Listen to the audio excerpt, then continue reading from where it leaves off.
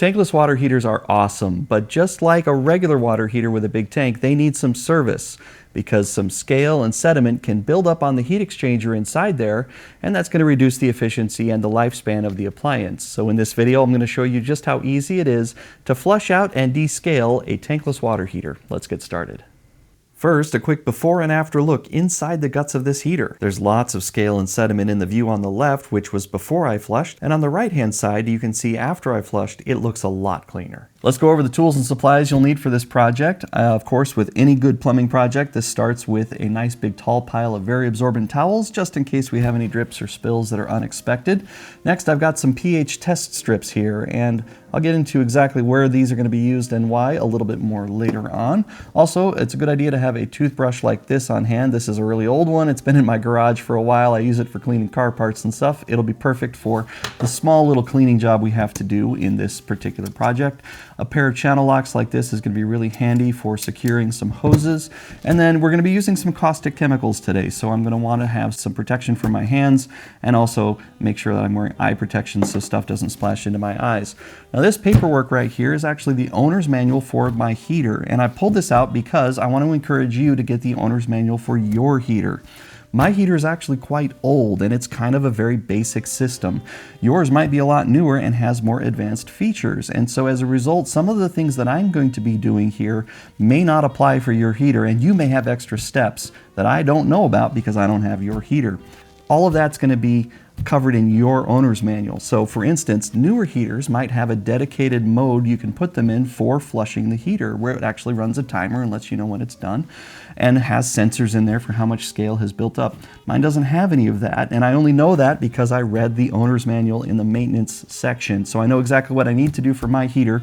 If you don't have your owner's manual handy, they are usually easy to find online if you just Google the model of your heater, and I recommend that you either print it out or download it and put it on your phone so you have it at least where you can get to it quickly and easily. So, owner's manual, that's really important. Now, this bucket here is actually a full kit that contains everything else I'm going to need for this project. Now, you don't have to buy a kit like this, but I think you'd have a hard time buying the individual pieces for what this kit costs. It's relatively inexpensive, but let me show you what's in it, and if you want to buy everything separately, of course, you're more than welcome to do that.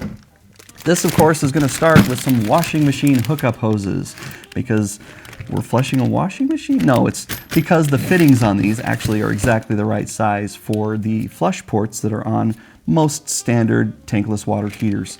And so the kit includes a nice color-coded red and blue one for the hot and the cold side. You don't have to get color-coded fancy ones, just make sure that you've got two, and you need those to connect to the sump pump, and the sump pump needs to be a fairly powerful one. This is a 1/6 horsepower, and you'll need something that's at least this strong to circulate the fluid fast enough through your heater to do an effective job of descaling it.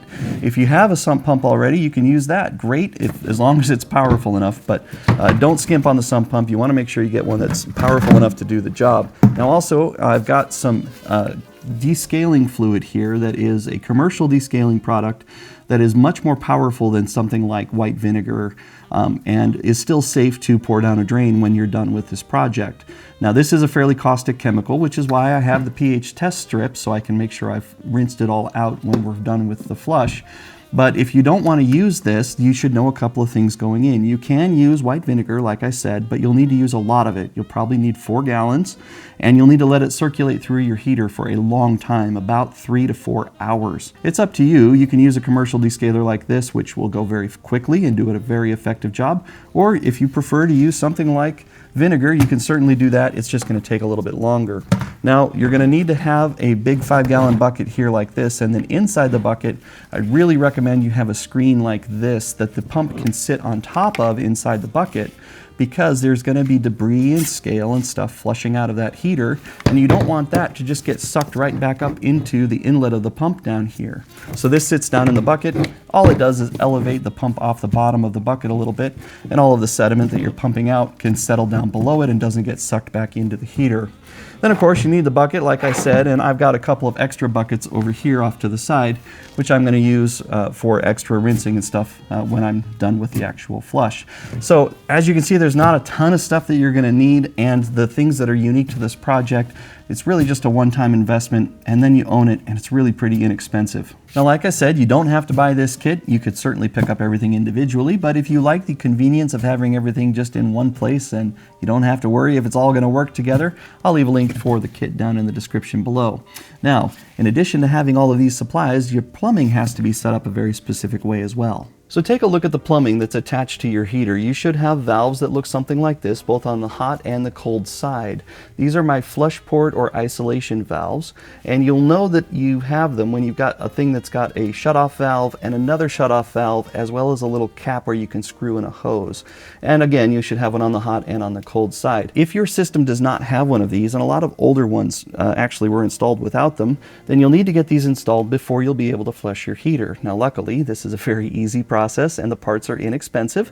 So of course I have a video on my channel that covers how to install these valves.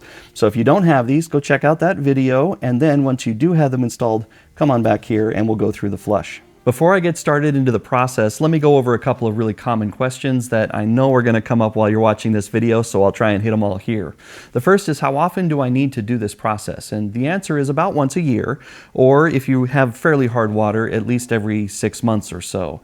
And check the documentation that came with your heater, because some manufacturers actually require documented proof that it has been flushed at least annually in order to maintain that warranty. So read the fine print. The next question might be, how much would a plumber charge to come out and do this for me? Well, of course the answer is going to vary a lot, but on the low end, maybe about $150 up to $300 or even more. And you saw that there's going to be some equipment you'll probably need to purchase to do this yourself, but once you own that, you own it forever. And so you can use it year after year, and buying that equipment is only going to cost you a fraction of a single plumber visit.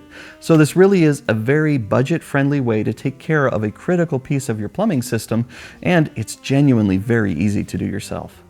Now, there's probably going to be other questions that come up while you're watching this video, and I will attempt to address questions that I think will be common at each step as I go along.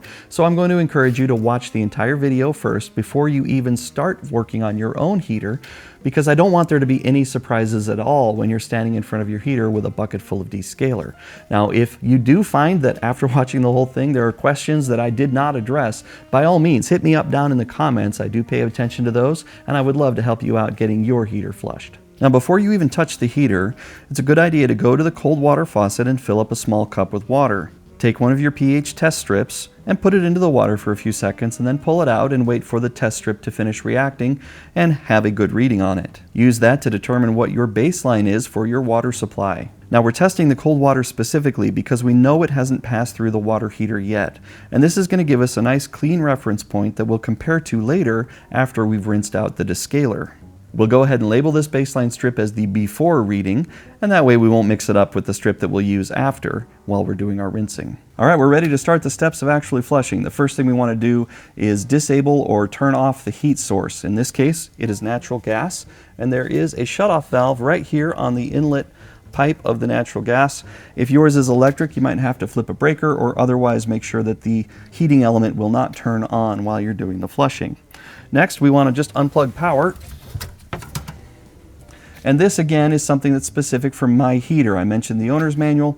Yours might need to stay plugged in because maybe yours has a flushing mode on it and you need to keep the thing plugged in so it knows that you're flushing it. But in my case, I do just want to unplug it so there's no power going to the heater at all. With our heat source and power off, next I'm going to reach in and turn off the cold water supply with the shutoff valve that is on the service port. It's worth mentioning here, there's a very easy mistake that can be made, and that is turning the wrong valve, because there's two of them over here, and it can be a little confusing which one does what. This is the valve that turns off the flow of water up through the pipe and into the heater. This is the valve that controls the flow of water out through the service port here. So when we're turning off the water supply to isolate the heater, it's this handle. And in a minute, we're going to start using this one when we need to get water to flow through this port of the flushing valve. Then next, I'll go open the hot water faucet to relieve pressure in the system. Now, I do recommend waiting until water stops flowing out of this faucet before you move on to the next step, because this makes sure that the cold water isolation valve that we just turned off is working properly. Water might continue to drip out of this faucet for a long time though, based on how your system's configured. So don't be alarmed if this takes 2 or 3 minutes for the water to finally stop flowing, but if it continues to flow maybe 10 minutes later, maybe you've got a problem with your isolation valve you need to identify before you move on to the next steps. However, once the water has stopped flowing, you can just go ahead and leave that faucet open during the entire flush period. You don't need to close it and then reopen it later. We will need it open again at the end, so I'm just going to leave it open for this entire process. All right, that faucet has stopped dripping, so I know that my cold water shutoff is working in my isolation valve. So I will now turn off the hot water side exactly the same way. This completely isolates the heater from the rest of the system, and we can now proceed with the rest of the flush. Before I do, there's one other thing I want to mention, and that is now is the perfect time. If there's other maintenance you need to do inside the body of the heater, this is when you would want to do that. Now, I read the owner's manual for my heater, and I happen to know that for my particular model, there's nothing user serviceable inside the body, but yours might have some things. In particular, there's probably an air filter that you need to clean. There might be other things, so check your owner's manual and take care of that before you move on to the flush. Speaking of the flush, let's move on to that next. So next we'll remove these caps on our service ports and connect our hoses. These don't need to be on really tight. Make them snug with your fingers, and then an extra quarter or half turn is all you'll need. For now, we'll just put the other ends of these hoses loosely into the bucket, and then we can open up these isolation valves, and a little bit of water will drip back out of the body of the heater and into the bucket. With the last little bit of water that was still in the heater drained out into the bucket now, there is a small little filter right up here on my heater. It might be in a similar place for yours that I need to pull out and clean. These usually have an O-ring that seals them, so it should not require a ton of pressure to remove. Just spin it out, and then you can use that toothbrush I mentioned earlier to clean the filter. So we can just come to a sink that still has cold water flowing to it, and this little filter comes right off the end. Then we can use our toothbrush, get in there and really clean it out. Get all that gunk out of there. And that is now much cleaner. And now that this filter is nice and clean, reinstall it before moving on to the next step, or you might get a pretty big shower. And again, not too tight. Finger tight plus a quarter turn is all you need. Next, we'll add about a gallon or so of clean water into our bucket. And then we'll add the entire contents of one of these Descalers to the bucket as well. Then we'll take our pump and put it down into the bucket as well. And we'll connect the cold side to the top of the pump. Again, this doesn't have to be very tight. I've made it finger tight, and then I'm going to use my channel locks here to give it about another half turn. All right, I have everything connected and I'm ready to turn on my sump pump, but before I do, it's worth doing one final check of all of my valve positions to make sure nothing has been set up incorrectly. Here's a little secret. For the last little while, something has been set up incorrectly, and I'm curious if there's anybody watching who knows this process well enough to have caught the little problem that I left there. Let me know down in the comments if you know exactly what's wrong, but for those of you who maybe don't know, this is why I did it. I wanted to demonstrate just how important it is to check your valves right before you turn on the pump to make sure everything is in exactly the right position. Quickly checking the valves, we can see that the one here that controls the flow from the service port, which should be open, is, and the one on the hot side that also controls the flow for the service port is also open. That's great. On the cold side, the one that shuts off the cold water supply is in the off position, and that's correct. But on the hot side, this valve right here that shuts off the hot out to the rest of the system is currently open. We need to make sure that that valve is closed. And with the valves in this position now, it completely isolates the heater and puts it into a closed loop, so we can now turn on our pump and run our flush. Now that the valves are in the correct position, I can go ahead and plug in the pump, and I'm going to stay close by because I don't want the pump to run dry.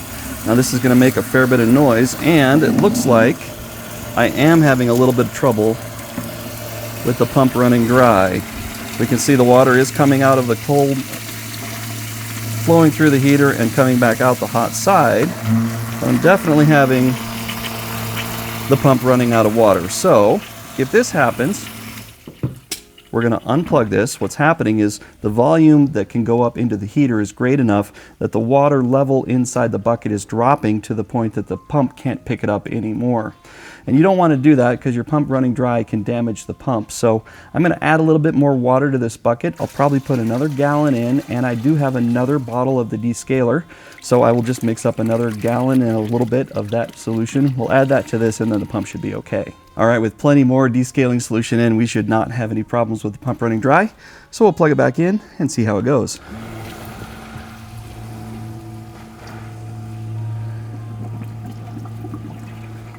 All right, I've let it run for about 30 seconds or so, and the pump is not running dry anymore. It's just perfectly circulating the water through the heater and doing the descaling that needs to be done. If we pull out the hot side, you can see we got a nice steady stream of water with the descaler in it as it's coming back out of the heater. Well, that kind of made things a little bit mad. We'll put that back in the bucket. You don't want to leave this alone for very long. You can certainly go off and work on some other things, but come back and check on it every few minutes, make sure it hasn't run dry, nothing's happened with any of the plumbing fittings or anything like that. I'm going to go ahead and set a timer, and I'll come back and check on this in just a little bit. We'll let it run for a total of 30 minutes, and then our flush is done, and I'll show you the next steps for cleaning up. This has been running for several minutes now, and I thought it would be interesting to see just how acidic is the descaling solution, so I've got one of our test strips here. We'll put it down into the solution for just a couple of seconds, that's all it takes. We'll pull it out. Give it the 15 or 20 seconds it takes to activate fully, and we'll go check it against the chart and see just how strong is this acid. Here's the test strip that we just put into the descaling solution, and as you can see, that green lines up really well, so does that blue.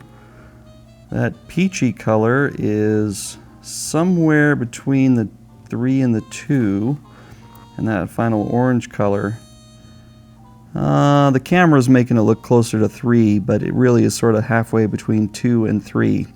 So this is fairly acidic with a pH of around 2.5. All right, my timer has gone off. It's been about a half an hour, so I can now turn off my pump. Now, I will reiterate, if you're using a vinegar or some other less caustic style of descaling solution, then you'll need to let it run for a lot longer, maybe up to 3 or 4 hours. Also, if you live in an area with very hard water, you might need to let it run a little bit longer, even if you are using a commercial descaler. Where we are, we have not very hard water, and so I felt like a half an hour was perfectly fine. So now that that is all finished, what do we need to do to clean up? With the pump off, the first thing we're going to do is close the service port valve for the cold water side. Then next we're going to disconnect the cold side from the pump. But make sure that you leave the hose in the bucket. Then next we can disconnect the cold side, and keep in mind this hose still has that descaler in it, so as you loosen it, it's going to want to drain back down to your bucket. Next we're going to take the sump pump out of there. We'll let it drain a little bit, and I'm just going to put it into one of my extra spare buckets for safekeeping for now so it doesn't drain on the floor, and we will be rinsing that out again in a little bit. Then I'm going to grab another of my spare buckets. This one is currently empty, and we're going to transfer the hot water discharge to that bucket so that we can get the descaling solution out of the way. Now I'm going to replace the cap on the service port on the cold side here. So at this point we still have a heater full of descaling solution. Now I've left the service port shut off for the hot side open so that this can drain through my hose into my bucket. And I have to do that because I don't have a suitable drain location right here by my heater. There is a drain, but I prefer not to use it. If you happen to have a drain that you know is reliable that you can safely use, go ahead and use that. But I'm going to have to be filling buckets. I'll probably fill 4 full buckets worth to make sure I dilute all of that descaling compound. Now to do that, with this service port in the off position, I'm going to open the cold water supply. I'm only going to open it a little bit, and that will let water start to flow out of the hot, and this is rinsing out whatever was left in the heater. And don't be alarmed if as you start to flush your heater with the fresh water, the water that comes out of it is going to be discolored and pretty gross looking. That's okay. That just means the descaler did its job. And then as this first bucket starts to get full, I can go ahead and shut off the cold water supply. A little bit of water will continue to drip, but I'm shutting it off because I'm going to have to carry this to a different location to drain it. Here's the first bucket that came out of the rinse, and as you can see, it's loaded with stuff in that water. That's all the junk that just got flushed out.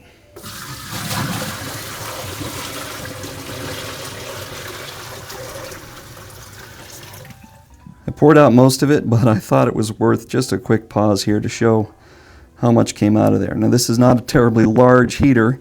It's not like it's got a large tank we're draining. All this junk just came out of the heat exchanger.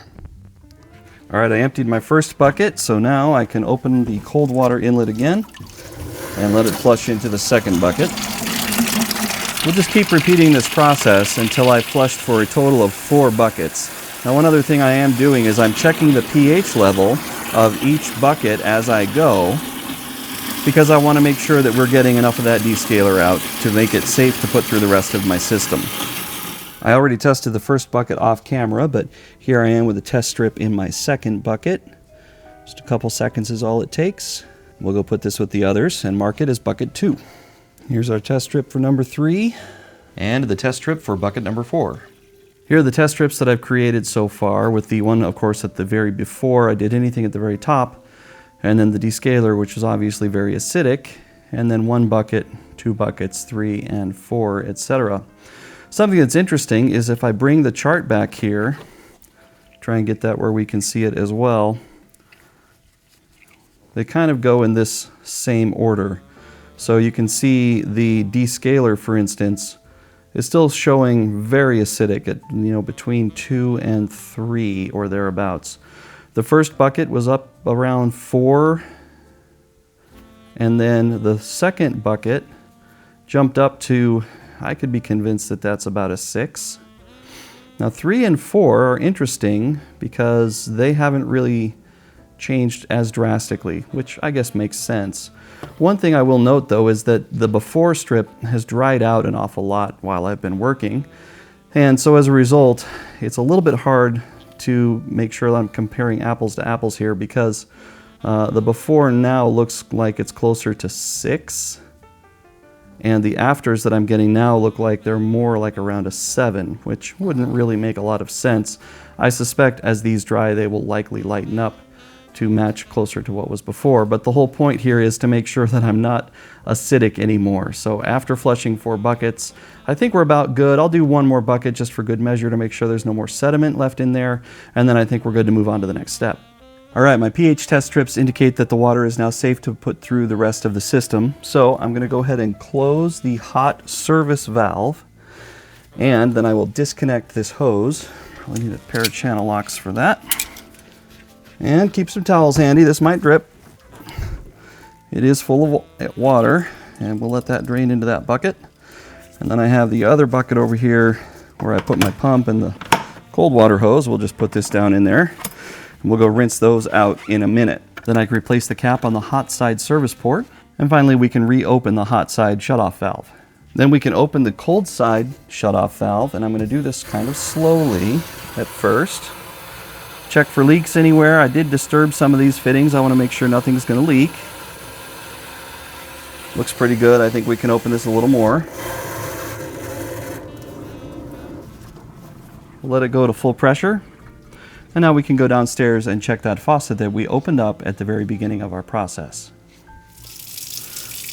Almost all of the air is out of this hot line now, so I can grab the bucket that has the descaler in it, and I'm actually just going to put this right in the sink and then use that water to further dilute it, and then I can pour it down the drain safely.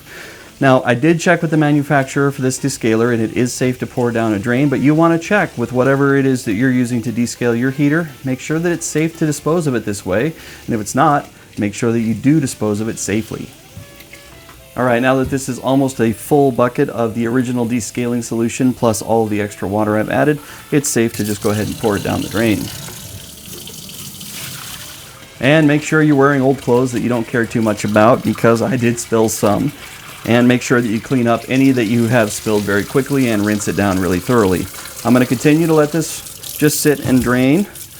Let it continue to rinse fresh water out through the drain. Rinse out all of the buckets and supplies that you used, but save the one with the pump still in it for last. Alright, I've got the cold hose here reconnected to the pump, and I'm putting that into a bucket of fresh water that I'm filling now.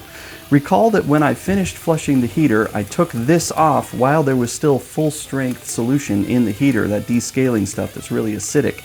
And there's some residue of that left inside this hose. I need to flush that out of there. There's also a bunch of that residue left inside the pump itself. So what I'm going to do is fill this bucket with some nice fresh water. I will then plug in the pump and let it pump the bucket completely empty, and then I'll unplug the pump, let it fill again, and I'll probably repeat that process 2 or 3 times to make sure that I've rinsed out the pump and this hose really well. Now I don't need to do it with the hot side hose because recall I left that connected to the heater as I was filling all of those buckets of water. So this gets rinsed automatically through the process of what I showed you in the procedure, but the blue one, or the cold side, you need to make sure that you rinse that one separately. All right, that bucket's nice and full. I'm going to hang on to this hose and we'll plug in that pump.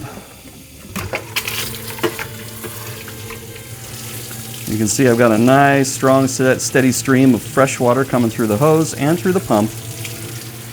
All right, the pump's about to start sucking air. There it goes. So we'll unplug it. We'll wait for this to fill up and then we'll do that rinse probably 2 more times. This next step I'm showing a little bit out of sequence, but once you've rinsed out the hoses and the pump, you need to let them sit out and air dry for several days before you put everything back into the bucket. You don't want these wet at all, so only after they are completely dry, put everything back together as a kit and then you can store it and then it's ready for you for next year. All right, now that I've shown you that, we can rewind a few days, go back to the heater and finish up the last steps there. All right, we are just about finished. Now that I've rinsed out all of my tools and supplies and the heater has been perfectly rinsed, we're ready to put it back into service. Before I do though, remember that little filter that was right up here? I'm going to pull that back out and we're going to check it to make sure that the flushing process didn't introduce a whole bunch of new sediment that's stuck in that filter. To do this, again, I'm going to turn off the cold water supply to the heater. I've left a faucet open downstairs, that one that I've had open this entire time. It's still open, so it's going to relieve pressure off the system. I'll give that just a little bit of time. All right, I've probably let enough time pass that the pressure should have been bled off pretty well at that faucet. So now I can remove this cap, and I'm not going to take it completely off because there might still be some pressure, but I'm going to loosen the threads. Then I'll very slowly open this valve a little bit. And I put that bucket down there because I figured this was going to happen. And we'll let that just slowly drip while it drains whatever is left in the heater completely out. Then we can reach up and pull that filter and check it again. All right, I think we have the tank empty now. Go ahead and open that and we can close this one. All right, that should minimize drips. I can reach up here and I'll probably need these guys again. Now this might drip a little bit as well. That's okay. Might drip a lot. Well, that's why we have the rags. Remember how nice and clean that was? Ew. All filthy dirty again. I'll go clean it. Be right back. Okay, back in we go. With the filter clean, now we are ready to return this heater back to service. So we will go ahead and turn off the service port valve and I'll dry that fitting. And then we can put the cap back on. And we can open the shutoff on the hot side.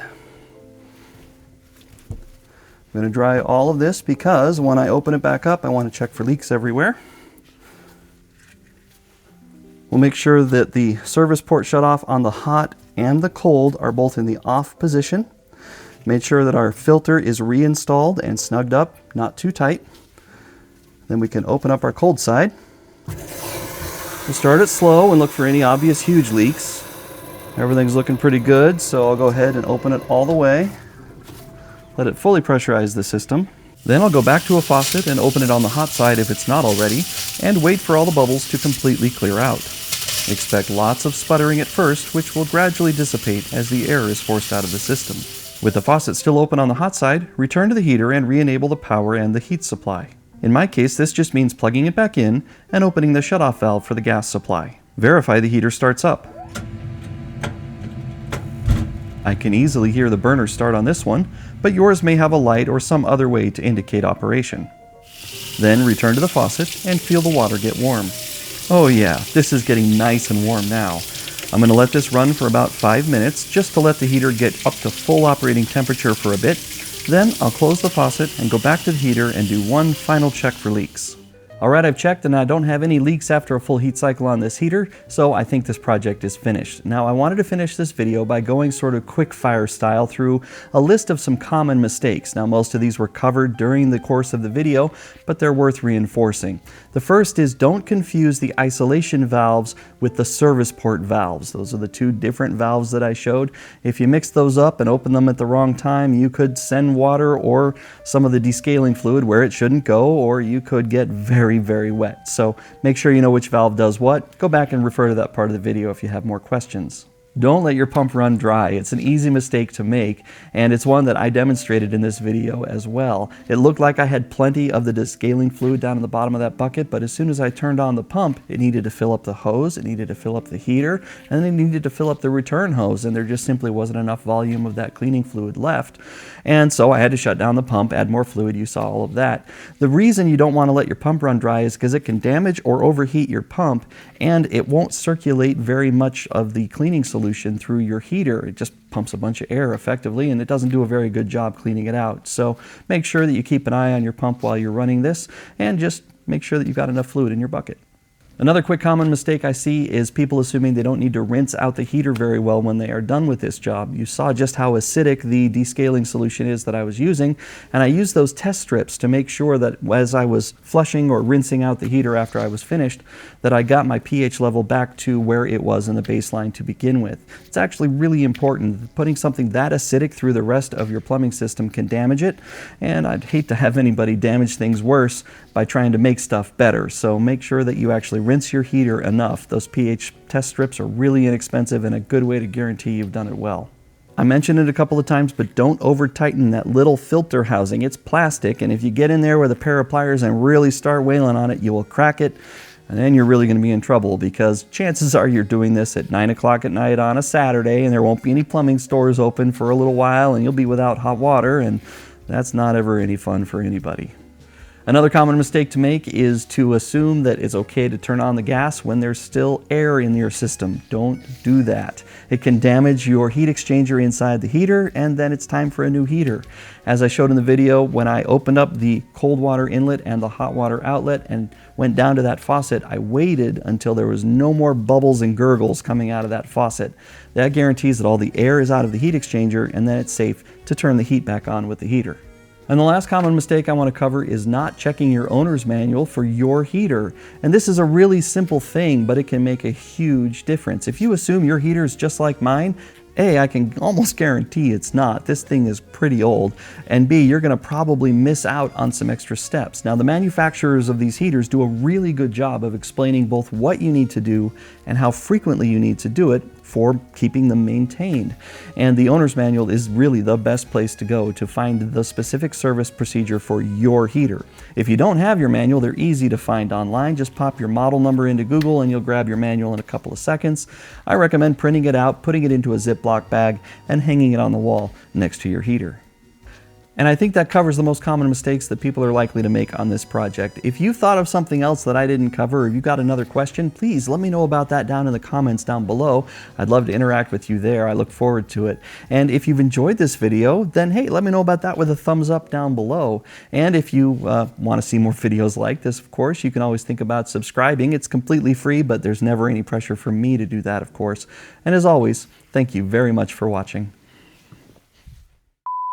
I'm going to show you how easy it is to flush out and rinse and descale, and other words that mean clean, the heat exchanger in your tankless water heater. Let's get started. So that was terrible. And do it yourself, easy way to take care of a really critical piece of your plumbing infrastructure. Infrastructure? Who thinks about the stuff in their house as infrastructure? And so this really is a very budget-friendly and do-it-yourself approachable sort of thing. Words. Words are hard. The supplies. The supplies, the equipment. The tools, the stuff. $300. And, excuse me, that was very rude. I should not have done that. Very budget-friendly way to take care of an incredible... Why is talking so hard? It's not hard when I'm not on camera. With a bucket and some descaler, You really don't want to cut into this plumbing before you're ready to deal with what's going to happen next. You're not cutting anything. Why did you say that? I don't know. Maybe they were thinking about cutting. Well, they shouldn't cut anything. Well, but maybe they want to. Look, if they want to cut something, they can look at the other video where you did cut into the plumbing. Yeah, but maybe they didn't watch that video. Well, maybe they should have. I got voices in my head sometimes. Not really. I got some tangles in my dangles. Hang on a second. Here we go.